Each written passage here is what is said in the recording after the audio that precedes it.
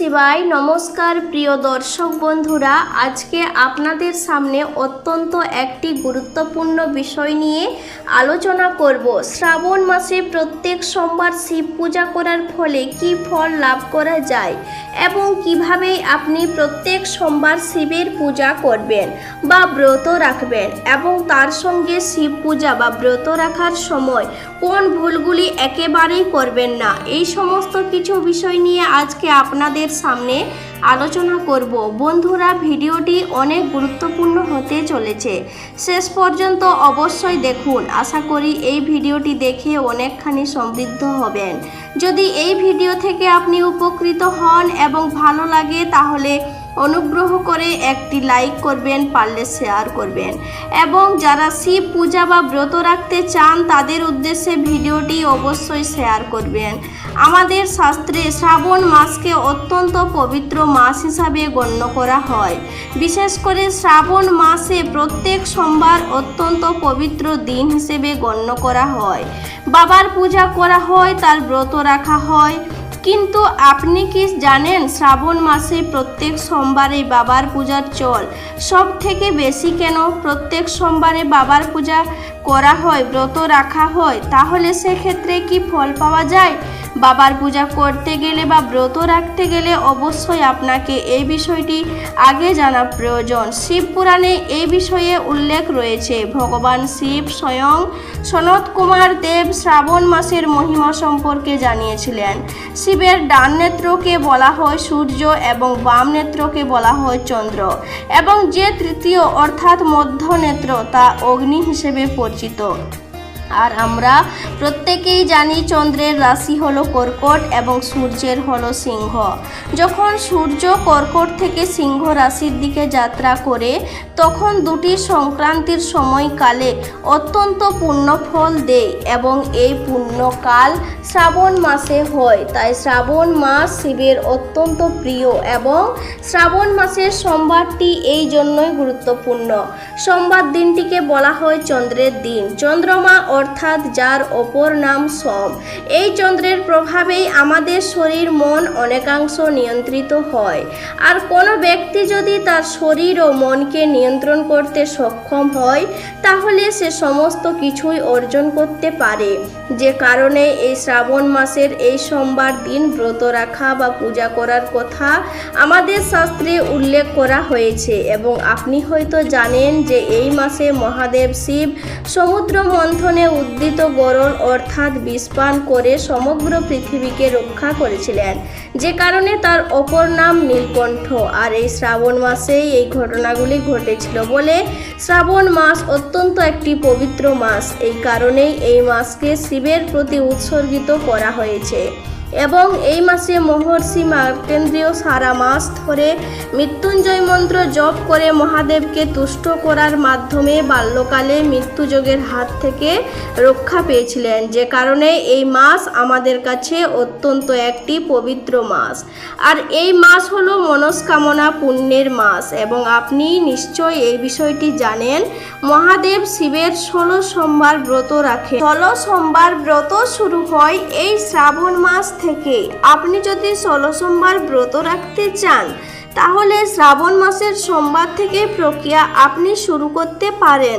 আর যদি আপনি শ্রাবণ মাসের প্রত্যেক সোমবার ব্রত রাখতে পারেন তাহলে সেক্ষেত্রে আপনি অনেক ফল লাভ করতে পারেন। মনের মতো যেমন জীবনসঙ্গী পাওয়া যায় তেমনি যে কোনো বাধা বিপত্তি থেকে মুক্তি লাভ সম্ভব।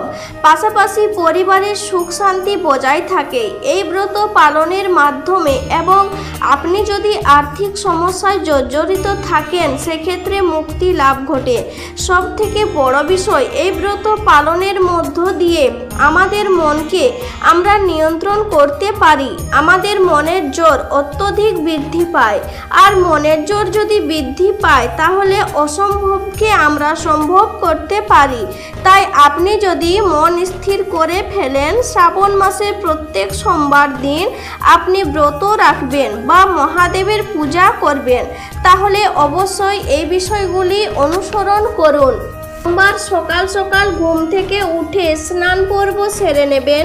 এই দিন কিন্তু আপনাকে উপোস রেখে ব্রত পালন করতে হবে।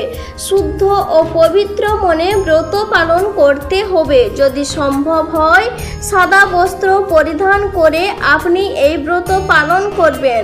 মেয়েদের ক্ষেত্রে লাল পাড় সাদা শাড়ি এবং ছেলেদের ক্ষেত্রে সাদা বা গেরুয়া রঙের বস্ত্র পবিত্র সোমবারে ব্রত বা পূজা আপনি ঘরের মধ্যেই আপনার ঠাকুর ঘরে করতে পারেন, অথবা আপনি যে কোনো শিবলিঙ্গের মন্দিরে গিয়েও করতে পারেন।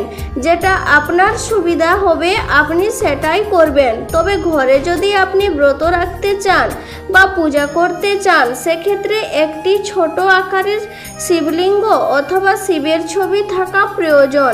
আর এই শিবলিঙ্গটি বা বাবার ছবিটি অবশ্যই ঠাকুর ঘরের উত্তর পূর্ব মুখে রাখবেন।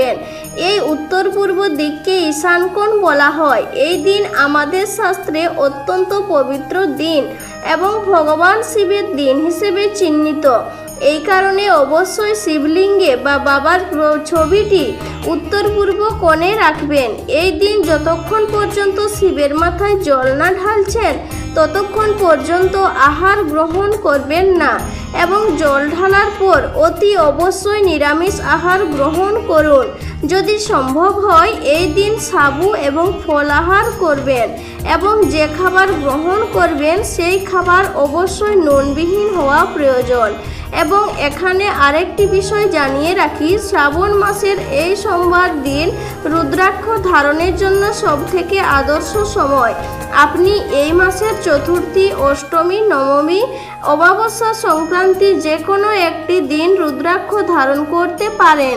এরপর আসবো আপনি কিভাবে সোমবার দিন পূজা করবেন বা ব্রত রাখবেন। এর জন্য প্রথমেই যেটা করতে হবে তা হলো পূজার যে উপকরণগুলি তা সকাল সকাল প্রথমে একটি পাত্রে সাজিয়ে রাখুন।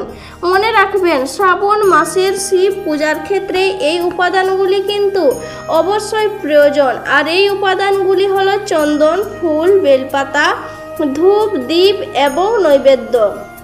এইগুলি পূজার ক্ষেত্রে অত্যন্ত অপরিহার্য। শিব পূজার মধ্যে অত্যন্ত বেশি গুরুত্বপূর্ণ হল দুধ এবং পঞ্চশস্য।